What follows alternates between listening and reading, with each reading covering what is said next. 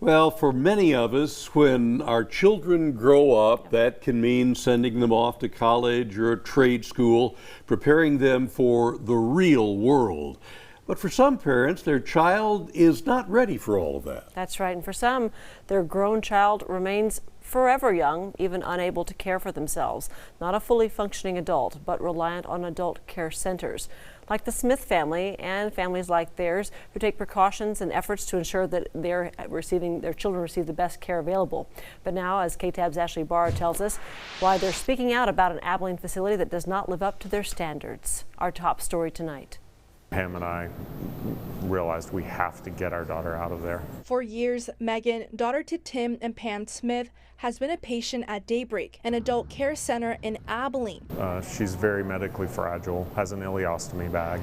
But recently, when Tim went to pick her up, he found something unimaginable. And I walked into the smell of urine, feces, flies everywhere, her ileostomy bag full with flies on it, flies on her face. The family noticing the quality of care declining over the past year. It's been within this past year that things have just gotten worse and worse and worse. The Smiths filing an official complaint against the facility to Adult Protective Services. My first thought was, I am so glad we're getting our daughter out of here.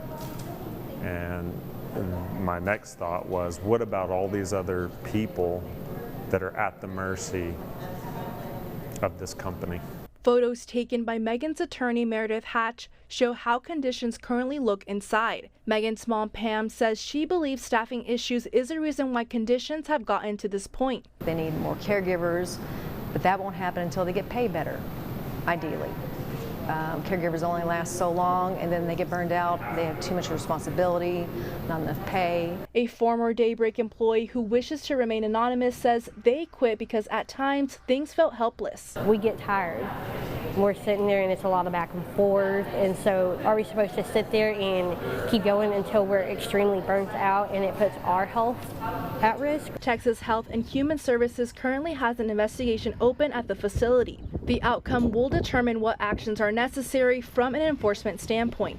As for the Smiths, they hope to give a voice to those who can't speak for themselves. You know, she's nonverbal, so I had to be her voice. You know, other people out there are nonverbal as well. Tim adds this issue is a part of a bigger conversation. It needs to be addressed at the state level as well, and locally. You know, I can't stand to see, you know, our most needy population being treated this way and cared for this way. It's not okay. Megan will be moved to another adult living facility where her family is excited for a new start. In Abilene, with coverage you can count on, Ashley Ibarra, KTAB News. Thank you, Ashley. We reached out to Daybreak for a statement but have not heard back as of yet. Meanwhile, the Smiths hope speaking out can actually help all of those still under the care of that facility.